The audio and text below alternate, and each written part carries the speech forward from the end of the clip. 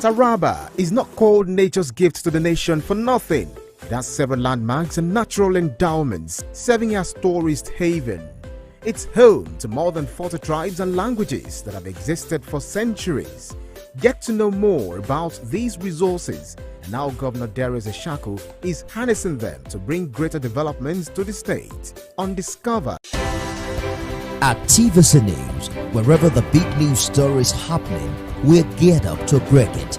TVC News, first with breaking news.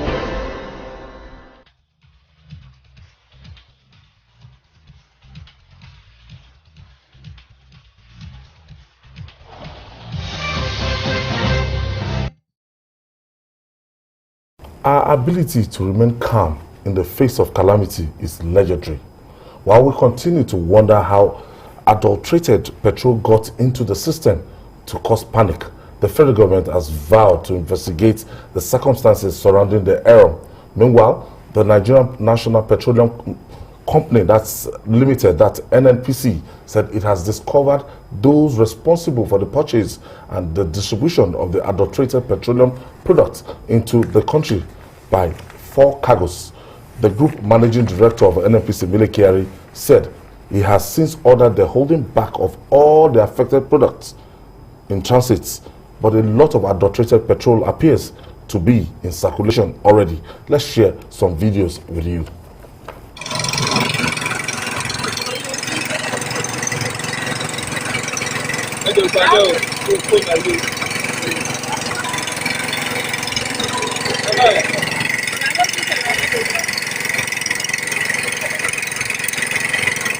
That's the simplet.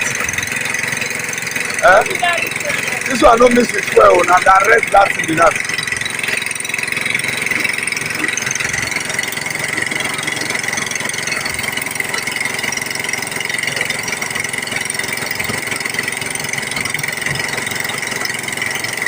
That's the like Gororo.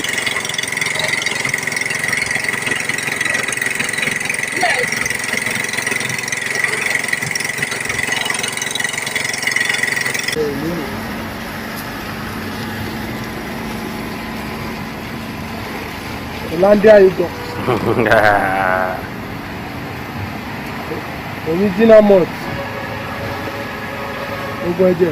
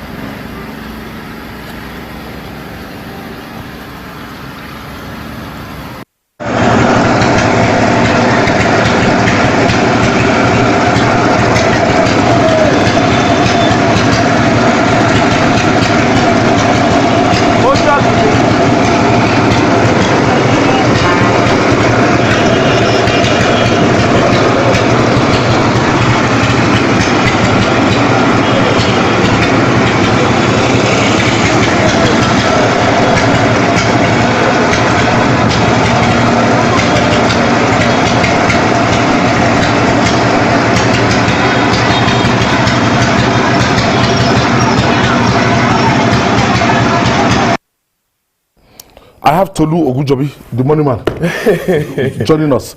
Tolu, I don't know. What is happening? It's sad. It's really sad, you know, to see something like this in 2022. We are still faced with this kind of product coming into our country. What amazes me most is the fact that this happened Monday, Sunday, Monday, Tuesday, and we didn't hear anything from the authorities. They kept mute until late on Tuesday when we saw a press release saying that and people were buying. People were in queues, you know, still buying this product. So it's sad. And what I was talking about earlier today is the fact that who is responsible for this? The NNPC is the sole importer of PMS into Nigeria as we speak. No other person imports petroleum products. I don't know. But today we've seen the NNPC GMD come out to list some companies like the Wandos, the MRSs of this world. I think like 4 or 5 of these companies were named as being bringing these products in. And I also know that the NNPC does direct purchase and direct supply, which is supplying crude oil to get PMS back. So If there are people that have done wrong, let them be called out the way these companies have been named, and let us know what will happen to them. Cars have been damaged, engines have been damaged. Where do we start from?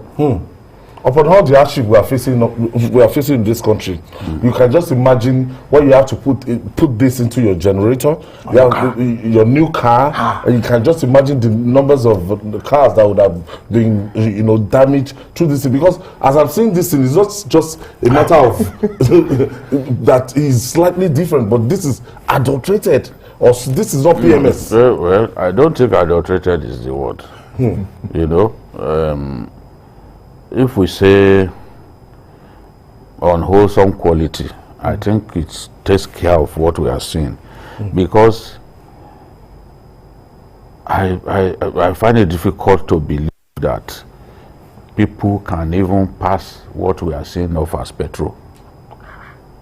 This is just like, see how deep it is. It's just like coffee. It's just like coffee. So NNPC says is the only one, people say NNPC, they are the only ones who bring in products. Now we know better. I've never believed that. Because I know there will be one or two other people that they give preferential. We are in a country where there is no accountability. Nobody will ask you. And with this, the pressure out there is this sector, yes, is the most difficult to believe. Whatever they say is the most difficult to believe in recent times. So if you are saying that you are you wanted the world to believe that there was no subsidy, Kachiku spent time trying to fool himself that there was no subsidy. He changed the name. In fact, there was a time at the public at an event that he flared up where somebody used the word subsidy, all because they wanted to promote the notion that subsidy was gone. We all know better now. Now, you're saying that you are the only one importing. Now you are mentioning some companies. MRS have even said no, that we have no hand in this. It's only NNPC that imports. So we are trying to compromise even this investigation from the beginning. Whoever has imported, let's put it this way, whoever has imported, whether it is MRS or one company or another company, don't they have quality control structures at NNPC that will look at what has been brought into our country? Last night I found it difficult to sleep. You know what I was thinking? I said, if somebody imports unwholesome aviation fuel into our country and an aircraft takes it in, the aircraft will come down. And when it comes down, you know how many people could be killed? Some aircraft take up to 130 persons. 130. No, I'm talking about Nigeria. Okay. Yes. Some aircraft take more than 100 people at once. All those ones, those McDonald's, that type that Dana uses. They take a lot of people. So, is that how we will not know who brought in the fake aviation fuel, and then our people's lives will be lost? To do from your investigation, I know, like Jide raised now, is it that anything just comes and go? Now, very interesting question. But according to this, to the Nigerian National Petroleum Company Limited, they are no more a corporation because they are not a limited liability company, according to the PIA. They are saying that from Antwerp in Belgium, where this product came from, there was a check and certification. Then getting to Nigeria, same was done. But they are saying that in all of the lists of checks, there is no space, or there is no there has been no provision for checks for methanol. I don't understand that. Absolute rubbish. I don't understand that. How about the color? Is this the way? I don't understand that. Is this the way premium spirits looks? Is this the way it looks like? Those words that do you understand? They're saying that no, we check. Confuse us. Yes, we have the A, B, C, D, E, and out of the A, B, C, D, E, there is no space. There is nowhere ethanol and methanol is included. So we have to now rejig and reinstitute our governance and regulatory regime for petroleum movement. That's what it means. So does it mean that those that do these checks and balances need to go to need to get another device, or they need to be schooled on how to check what we do methanol every day on this product that's been every day? So definitely, I believe maybe somebody compromised somewhere. Somebody They are has done just lying something to us. somewhere Lying to us. maybe to reduce the whatever I'm not of the product, which has led to this. Jide, President Muhammadu Buhari, we said he's not somebody that we just take direct He doesn't action like saying heads roll. because He's the in minister of some petroleum. countries, if this happens, yes, by now people would have been resigning. No, look at how much we are even talking about. More than, I think, about 300 million or so. Yeah, That's a lot of money. yes. That's a lot of money. 100 million. That's a lot of money that we are talking about here. Who's Look, going to bear that even if cost? it is $10,000, Yes. if you come, I've seen people lose their jobs on something as little as $20,000 in Europe and America. Yes. We don't copy them. We would rather copy them on some of the bad things that they do.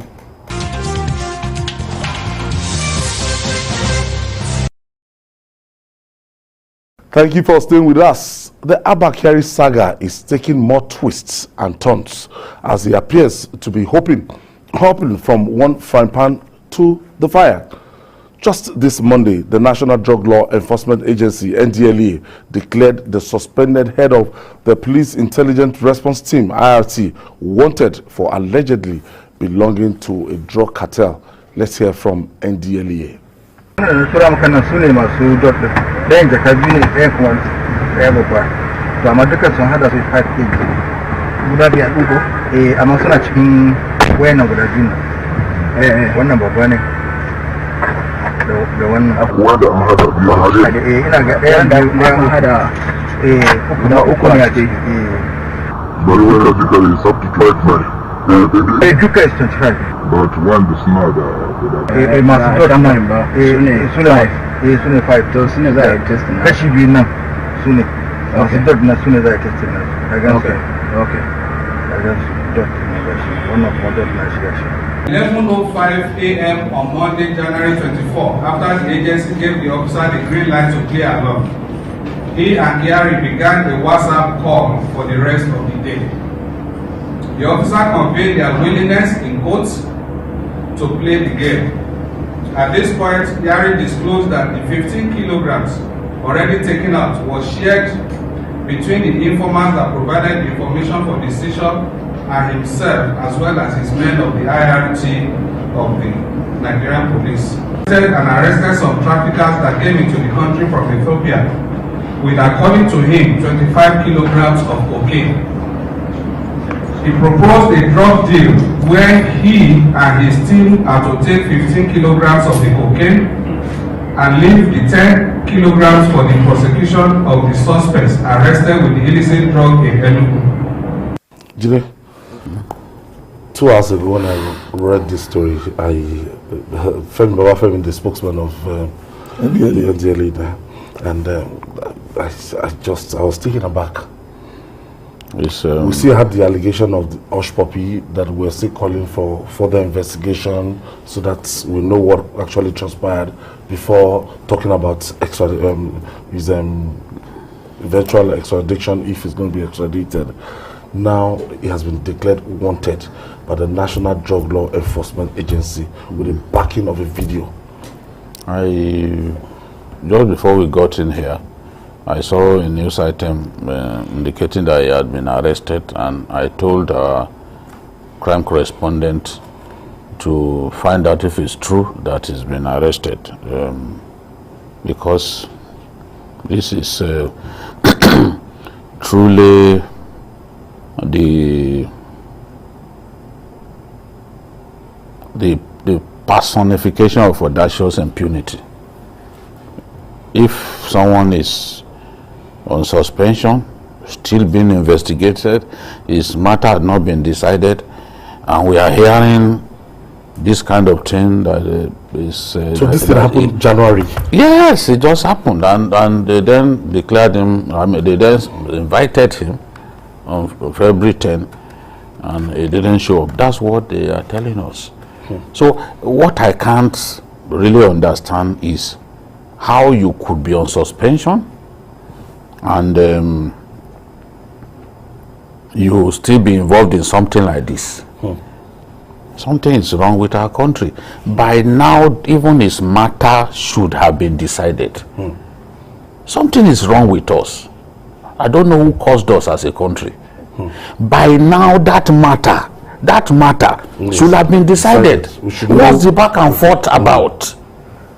There are people who have told me that, look, the police didn't find him guilty, and we are reading stories that the Police Service Commission was not impressed by the work done by the police in investigating him, and then said, go back, investigate him with a different panel, not the panel that the DIG. So why is it taking eternity to even decide that first matter? So because if that first matter had been decided, and he himself knew where he was going, he probably won't even be involved in this, because this is even a bigger scandal. It is a bigger scandal. The Americans can easily maybe give you a slap in the wrist kind of punishment for money laundering or for stealing, but drugs. For being involved in drugs, you need to ask even the president of Panama, who was picked up on December 22nd, 1989. A president of a country, he ran away to hide inside the Vatican. They eventually took him away for trial in the US. And as he was finishing his sentence, the French people were waiting, because they too were ready to pick him. So they take drug trafficking very seriously there, because their own children are destroyed by the activities of other people. And in many countries, it's even death. If you bring in drugs into Saudi Arabia, you probably will be executed at the airport there. Indonesia, they will be decapitated. And that's the end. Many countries. So I don't understand, why is it taking so long?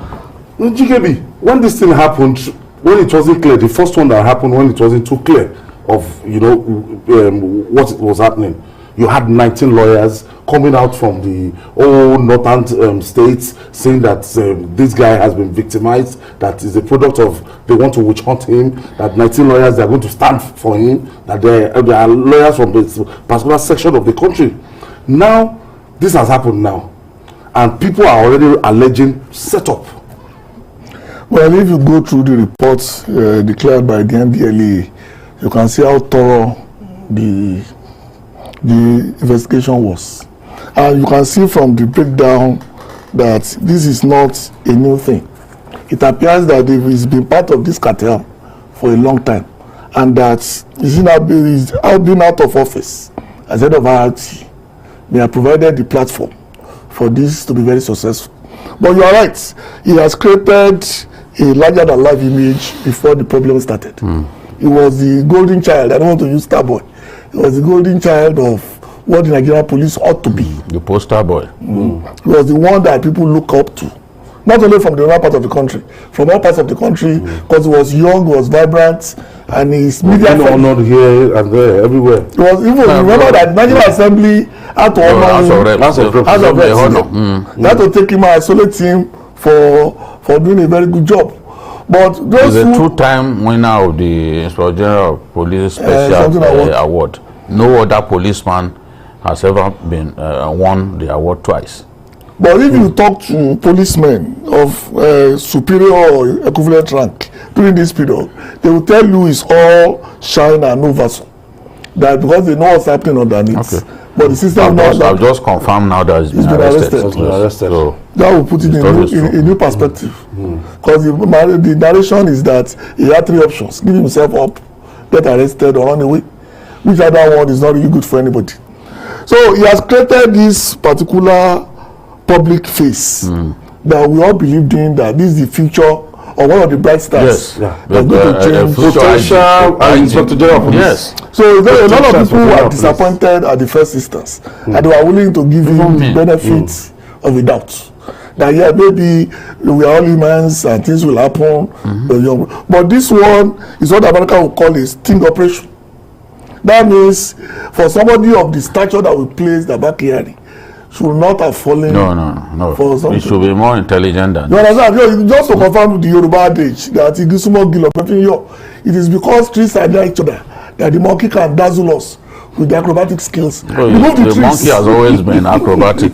But remove the tree and let him dazzle us on Lagos Expressway. When the trees are far apart, God has been so gracious that he made the trees not to be too far apart. So when you see that's deep. You want the monkey to break his back. So you get to a point that you just realize that somebody that you put on the pedestal ought to know better. Honestly. Now, when they open investigation into this, we might just open like a kind of worm, as in, like he has been arrested now, and if NDLA now starts the thorough investigation, you might discover that you had a super cop, a policeman that people were looking up to, and the person is like a godfather of a cartel. The drug cartel. Well, at this stage, we just have to be patient. Let's see how far, how deep he is into this. The NDLA started well with what they provided. This weekend, there was a directive emanating from the office of the IG. Okay. Directing the tactical units of the police to close down, and the staff should come to Abuja. Back to the police. Just similar to what happened back then when we fought for him and DCP Kolo, you know, who has also been doing a good job, you know, in terms of arresting kidnappers and all that. Now, I was wondering, Sebi Abba Kyari is out of the way. Why are you closing down IFT again? My suspicion is that they probably had the feeling that in spite of his being outside of his being on suspension, that he was still relating with the boys and still sending the boys on errand. Because if we are to believe what the NDLA has told us, then it means that even while on suspension, he had access to the boys and he could still relate with them. So I'm not entirely surprised now that the police took that decision to say, okay, we are closing down our tactical units, IRC and the other one headed by Kolo. Because they were meant to be temporary solutions to a problem. But that is not part of the problem. Remember, we did a story on this a long time ago. I said that all these special squads were meant to attack a particular problem at a particular time and then dissolve back into the police. I know a lot of senior police officers who view them with suspicion, especially the way they operate. So now they will be very happy because they have always believed. But at a time when we no longer have the what's it called? When we no longer have the SARS. So if we just simply say, okay, all the tactical teams should go. For me, sometimes I don't believe in simply throwing away the baby with the bathwater. Just because of... At a point, I believe so much in Abba Kyari that I didn't believe that there could be any case that he cannot crack. Many people do not know that even the killing of Baba Fashoronti's daughter, he arrested the people that carried it out. He arrested them and the police put them on trial. Yes, because even some of those breakthroughs do not even get reported. You just see, oh, they've taken these people to court. So there were so many successes recorded by him to have impressed the National Assembly so much to say, okay, this guy, we're giving you this award. So, and that's the way many of us looked at him. It pains people to their bone marrows that this is happening to this kind of individual. How about the conspiracy theory saying that, look, this might just be a setup in order not to... You release him to America. To the United States of America. No. Is this worth it? No. What kind of conspiracy theory do you think? What kind of, because even with damage this, your name more? even with this, No. Finishing your name. You know the way social media works. Now people, this is very banal. Yeah, they go back and do the jack reactions to things that are of major importance. People will come up with all sorts of. Remember the indictment, if it comes to pass, is worldwide. It's not peculiar to the US. Like, you know, the thing is, there is no law that even makes it obligatory for us to release him to the Americans. He has to go through an extradition trial. Yes. If the court says no, the grounds are not enough to extradite him, we won't extradite him. No, America cannot force us to extradite. Till he died, Senator Kashamu wasn't extradited. Yes, the case went on the court, and all that. And of course, he will not make the mistake of going there. No. So if he goes there, it's not coming back. No.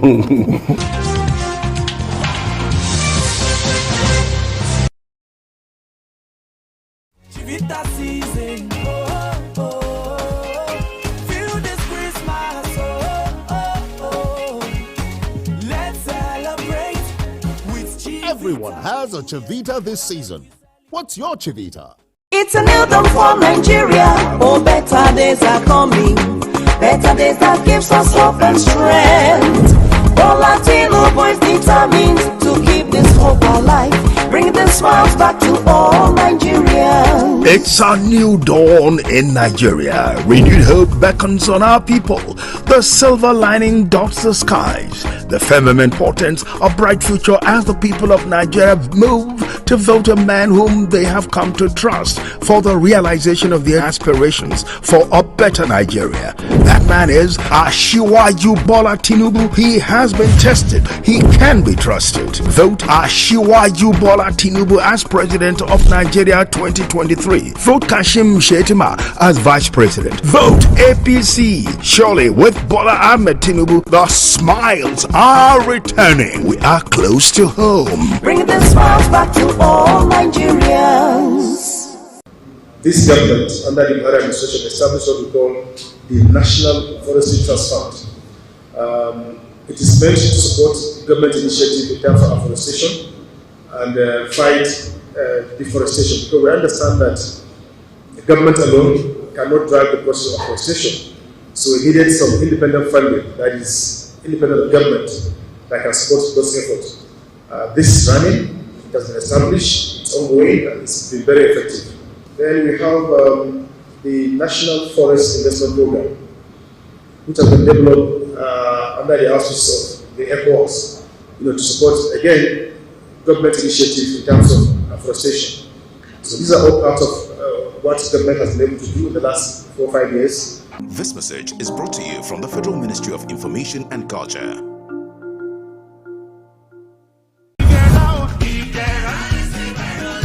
This place will have a recreational park that is designed to make life comfortable. Wellness is key, and we are putting this place that will help people to, keep up on their health, where they could burn their fat. And the timeline for this project is estimated to start and end within 18 months. But however, it starts in phases. The first phase is to get this place secured and gated, which is done. Mowe is a growing city, and if you are very, very smart, then you realize that the Lagos-Ibadan expressway that is being developed is going to throw Mowe open furthermore. People that have gone ahead of us have great investment here, and even way in the 90s, even before we thought about coming here. So I think it's a good idea. Iderade coming here.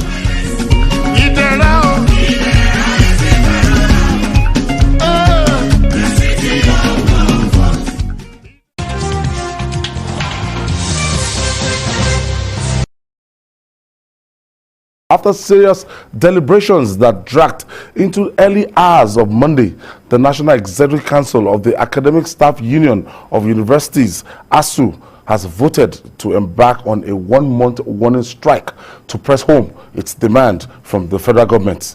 The strike is to allow governments do the needful, or the union will go on an indefinite strike. Let's share the story by TVC News senior correspondent Sharon Ijason with you.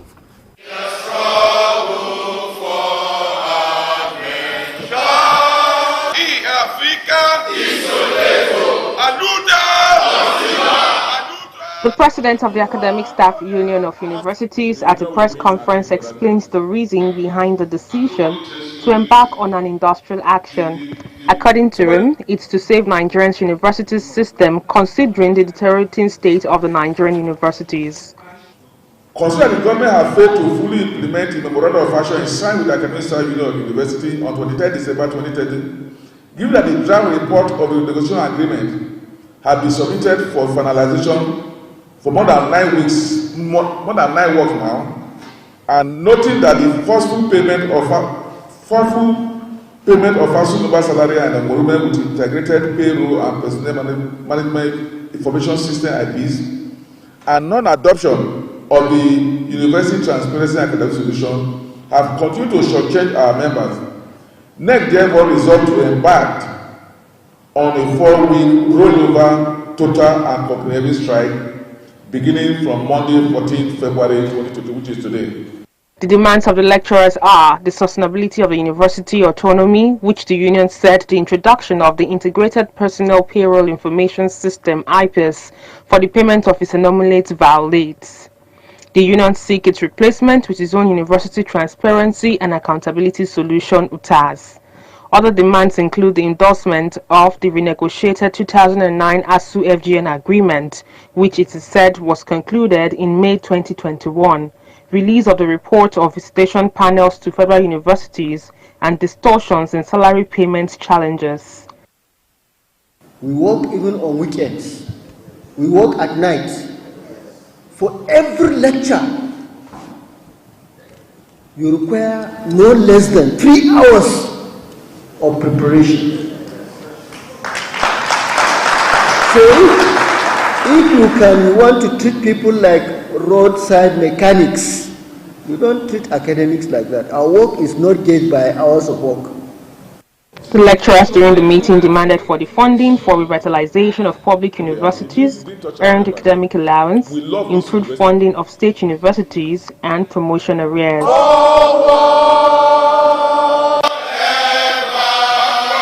Sharon Jackson, TVC News. The Duke of Fashion there. Yes. Remember those good old ageless activists. Oh my God. Ageless activists. Now that we were talking about averting this action, yesterday we wanted to speak with ASUU, but they insisted that they were meeting, that they had to finish the meeting before they talk to us. Now I understand that they wanted to take one drastic action. Now, 1 month warning strike. What is the implication of this? Well, the implication is that by the time if the government fails to respond to this warning strike, then it is an indefinite strike that will follow. So this one is tenured now. You know, there's a time ceiling for this. But what could result after this, what could happen after this is an indefinite strike that no one knows when it will end. It will be 6 months. We've seen us to go on strike for 6 months in our country. You know? Yeah. So we just hope that reason will prevail, that government will call the ASUU and attempt to solve this problem. When we saw all those demands listed, this time around they are asking for 2. UTAS accept their UTAS in place of IPPIS and do the, the renegotiated 2009 agreement, accept it. You set up the committee by yourself. The Musa Ali Jibri, you told him to go and interface with ASUU. Musa Ali Jibri came back with feedback, but you are refusing to look at what Musa Ali Jibri has come up with. Why did you tell the old man to go and do the job in the first place if you will not honor the agreement? So I just hope that somehow we'll be able to avert this strike. The Sultan, the Khan president, they came in, they spoke with ASUU, they said don't go on strike. That was back in December. And they said, look, we will go and meet the government on your behalf. Till today, we do not know what transpired. Did the government give those clerics and traditional rulers firm assurances that will meet ASUU's demands? We don't know. Now, nobody is even talking to them. It is when they've gone on strike now that you now see that they'll start talking to. You have a chance now to do something. Some people will now say because their children, they don't have stake in these universities. That is why they are kind of laid back, and most public officers can afford to send their children abroad. But that if the government is really serious, that it's time to sit down and solve this problem once and for all. This problem has been on for over a decade, under different ministers, different permanent secretaries, and different members of NUC. And we don't seem to get anywhere fast. That to me is the danger of the single narrative. Government has made up its mind not to do anything about this. I don't think so. But why have they not done something? It's something I cannot answer. Because it's becoming obvious that we've been here before. And if you are not careful, we'll be here again a few months down the line. But we need to solve this problem for all. Don't forget there was a time the Nobel Prize laureate said we need to do an emergency on the education sector. That things are that bad. But people seem not to give anything simply because they are not involved or their kids are not involved. That is not why you get a job. You get a job because you want to serve your country in the best way possible. And if the president has trusted you to give you the assignment to oversee any aspect of the education system, your job is to ensure it works. I don't understand.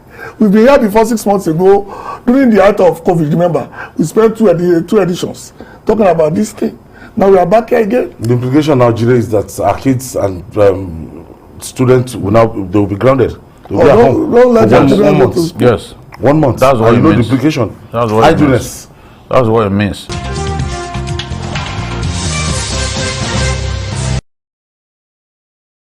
Effective transport system is the life wire of a sprawling and growing city like Lagos. This is why members of the State House of Assembly are commending Governor Babajide Sanwo-Olu for his vision in transforming the sector in the states. The Speaker, Mudashiru Obasa, and his colleagues shared encomium on Governor Sanwo-Olu on Tuesday for his effort at completing the state's rail projects and expanding transportation through waterways. Let's share the story by TVC News Abimbola Agbebi. The desire to make commuting a lot easier for the growing population in Lagos through the introduction of the Red Line rail projects by the state government is fast becoming a reality as the state governor gradually ramps up work on the completion of the infrastructure. The first business of the day before the state lawmakers as they returned from a 6-week recess was to commend the state governor Babajide Sanwo-Olu for recent efforts made towards improving transportation system in the state. I read in the papers that the governor of Lagos State, Mr. Babajide Sanwo-Olu, was in the US to inspect frames for a red line that is being constructed in Lagos. Mr. Speaker, I want to say that this is a very welcome development. Transportation in Lagos, a megacity, smart city, goes beyond vehicles. With the daily struggle to move around the state occasioned by traffic congestion, commuters spending hours on end sitting through the fender-to-bumper situation, the lawmakers are happy that respite is finally coming.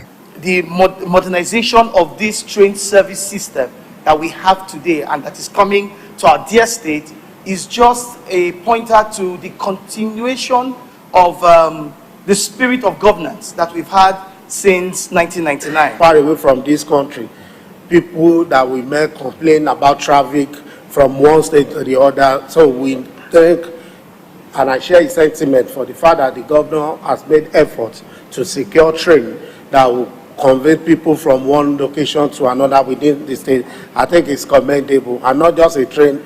It is a new one, and that has capacity to move thousands of people, and is to relieve people of the harrowing experience that we all, including ourselves. The Red Line is a 37-kilometer track with 11 stations, and if launched, will be the first operational metro system in West Africa and the first of its kind in Nigeria. Abimbola Agbebi, TVC News, Lagos. For a state government to embark on this kind of audacious projects, I mean, Lagos is always that city, that's the mega city we're talking about, and this is the vision coming alive.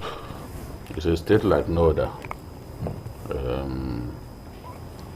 There's no state in our country that you can compare to Lagos. There's absolutely no state. Lagos is like a country on its own. Lagos is rubbing shoulders with some countries in Africa. Its economy is one of the largest in the continent. So it's a state like no other. And sometimes I ask myself, by the time the new port opens, by the time Dangote finishes the work that is doing at 650,000 barrel capacity refinery, of course, Lagos, the economy of Lagos will be a lot stronger. My only concern is that corridor. What are they doing? Because I raised that question some time ago with the governor, that what are you going to do about that corridor, because trucks will be heading in that direction. They said they are going to build, yes, it will even be worse than Abba, given that we no longer move petroleum products through the pipelines because of vandals. People will come to Lagos all the way from the farthest point in our country to bring petrol, to come and lift petrol. It will not stop. It will continue even with the coming of Dangote. So we need to find a way to create alternative routes for people. Otherwise, the people living in that Lekki corridor, they will be in trouble. Lekki right up to Ajah, they will be in serious trouble. So we must begin to look we think that this refinery could come on stream maybe by the first quarter of next year. If God answers our prayers, then what are we doing? So the city is expanding, the state is expanding in all spheres, but the governor has to be one step ahead. One of the laudable things that they've done is this rail project. When I was discussing the speed of the train with a friend of mine, he said, see, this train will do Lagos to Maiduguri in just about 3 hours. So you can imagine the speed. You know, he said we'll do Lagos to Maiduguri in about 3 hours. So it's not like a regular old locomotive. At least you saw inside. They took a kind of tour inside, and it's brand new. It's like we had in the report. It is quite something people should be happy about, and I'm quite impressed. Well, of course, Lagos is different with the lawmakers. The kind of support they have been giving Mr. Governor in his strides to change Lagos is commendable, and for them to actually dedicate a whole sitting to discuss this. And if you take a look at the red line that Lagos is planning, it is such that it is going to ease the problems of transportation in Lagos. And we were just talking about what will happen when Dangote refinery opens, when other efforts at development take off. But the truth is, we should begin to look in the direction of other forms of transportation, like rail, to even move this fuel we are talking about. It is not impossible. If we have good railway system, they are even setting up tracks to get to that refinery. To where we take the fuel from and where it is needed. Because it was like that when we were growing up. I mean, we know the idea of seeing trailers with loads. No. I didn't see it growing up. As long as I am, it's a recent thing. I remember when we go to Osho power line in those days on our way to church. There is a place just across the Lukweju. There are times we wait an hour because trucks carrying goods, especially iron rods, are passing. But so trains are passing. But suddenly you don't find such spectacles again. Start seeing vehicles on road and take a good look at damaging our roads. Damaging the roads. Piling pressure. So as we begin to talk about rail in the area of moving people, good idea.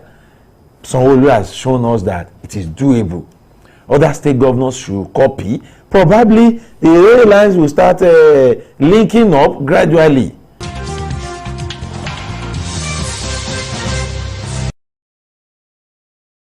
My brother, my sister, do you know that winning an election is not only about getting the majority vote? For that your candidate to be declared winner of the election, he or she must secure 25% of the vote in 2/3 of all states plus the FCT to be president, and 25% of the vote in 2/3 of all local governments of a state to be governor. This is constitutional, and every presidential candidate has had to pass this threshold. Even governors have had to make this mark to get elected in their states. We live in one country with different languages, religions, and ethnic groups. This is why it is not enough to have only northern votes, or southern votes, or eastern votes, or western votes. The only way to get elected as president or governor is by gaining enough support across the country and states. Let us make sure that we know now so that we don't cause an issue tomorrow. This message is brought to you by the Center for Democracy and Development, CDD, with support from the Foreign, Commonwealth and Development Office, FCDO. So since the advent of this administration, 15 dams have been completed. Out of those 37 that I mentioned that we inherited, we have finished about 15. And this I listed among them: Kashindila, Guinea, Karugo Dam, Sulmai, Ibiono, Ibom, Obashiku, Kampi Omi, Amozari, Amla, Otoko, Adada, Gadao Lafia, Alajwe, Tiga, this Ruankaya and Chala, these are rehabilitation projects. So the last three are rehabilitation, but the other ones are all new dams that we met, some abandoned, some ongoing. We prioritized them and we completed them. This message is brought to you from the Federal Ministry of Information and Culture. Life is self-expression in your own space, in your own way. And when you've got your whole life ahead of you, your style simply becomes your attitude. And at the right time, you step out to bring more of you right into your space. Welcome to the world of Vento Furniture.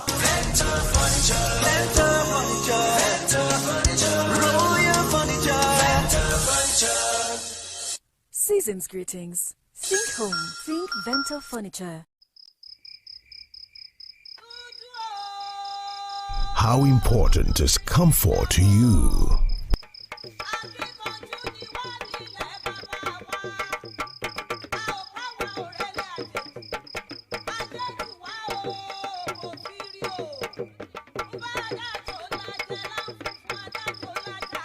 Is it as important as the day you discovered that self-love is the start of good life?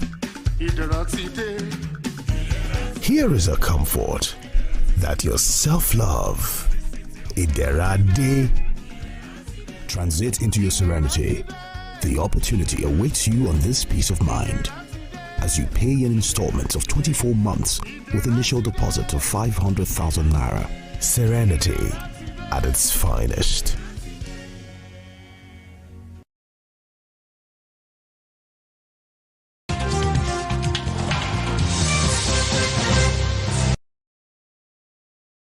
For some years now, we've been faced with the road to have a third alternative to the two major political parties that have dominated the scene without headways.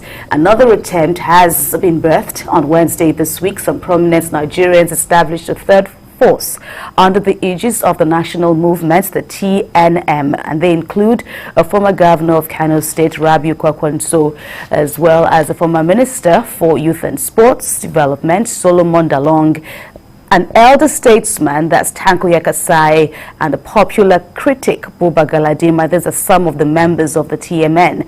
And at the event in Abuja, the convener, Mr. Kwakwanso, says the desire of TMN or TNM is to take over power from the All Progressives Congress, the APC, in 2023. But they all have one thing in common. They are kids from the two old blocks. Let's share this report with you.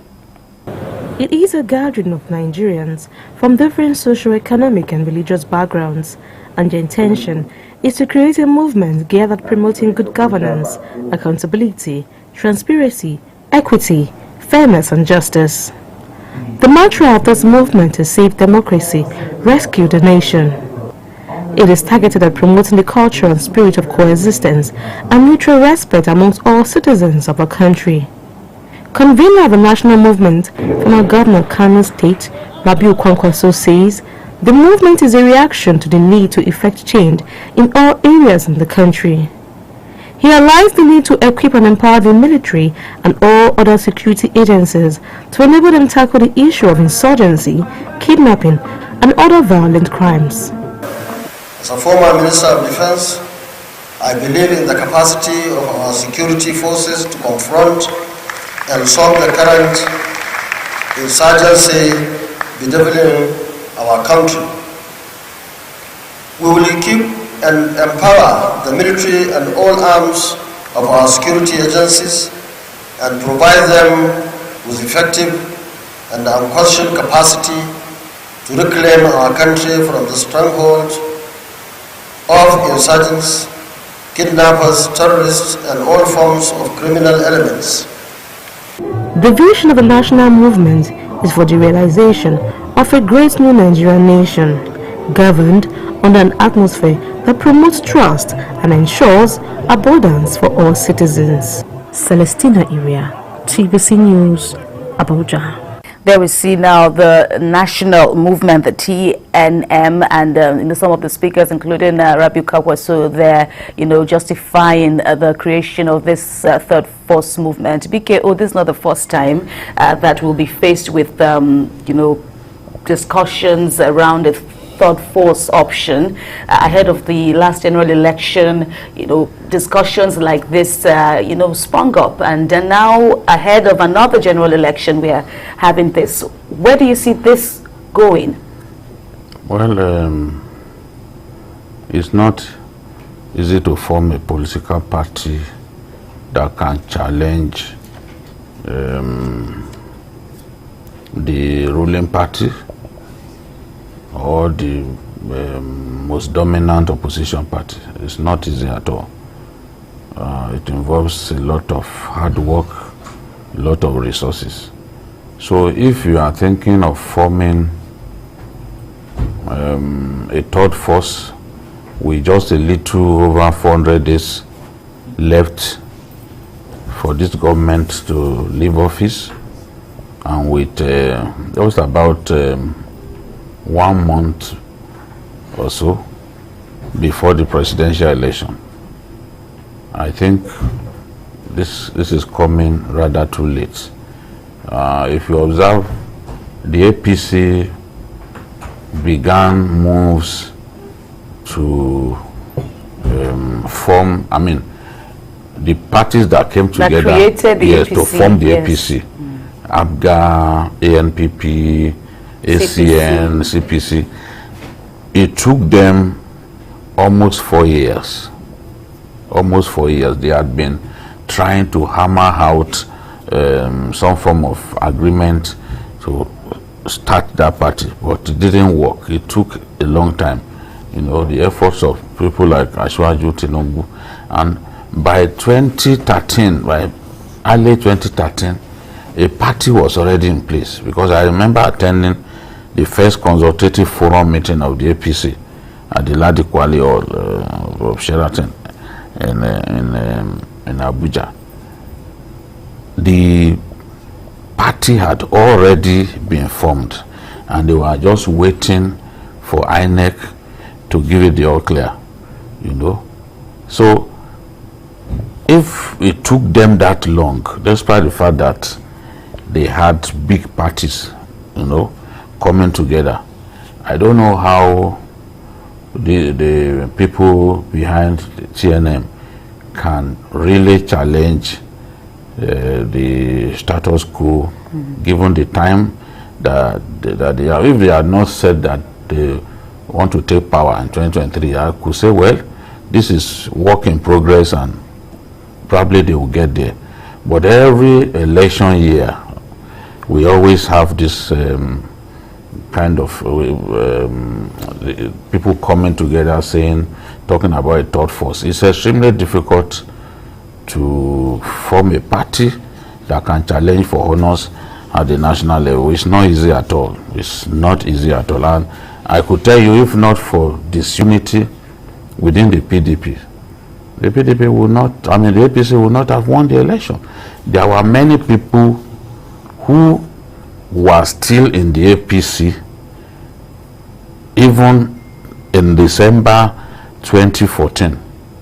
Today, some of the people you see in the National Assembly or some governors were actually people who lost the primaries of the PDP and then they switched to APC, and because of their popularity they were able to win for the new party. People like Samuel Otom, people like the governor of Kebbi State, they contested the governorship primaries of the APC, and the next day after they lost they switched to APC. So the disagreement within the PDP that caused people like Saraki, people like Amechi to walk out on the governor, on the president, and leave the party, people like Atiku, was what actually made the APC that strong to the point that they can now challenge a ruling party. It's not easy to dislodge a ruling party. Let me compare your notes with your assessment with Mr. Shote. What do you think? Should the two main political parties be afraid? We're looking at the likes of elder statesmen like Mr. Yakasai, Galadimas, and co. Well, first, I'm happy that the third force is not a military option. I'm very happy. I've been apprehensive, especially considering what is happening in West Africa now, coups and so on. I don't want coup in Nigeria. So I'm happy it's a civilian initiative. Now, having said that, I'm going to say I agree with Rajide 150%. You see, think about it. Look at the dynamics of the formation of APC.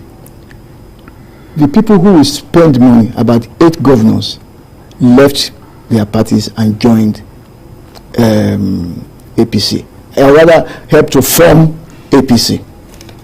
Do you understand? People who are holding offices, who had finances, who had money, government money to spend in the formation of a political party and for the campaign of their presidential candidate. Those were the people who came out of their political parties to form APC. I don't see anybody like that here. The best I have is former governors, former ministers, and the rest of them.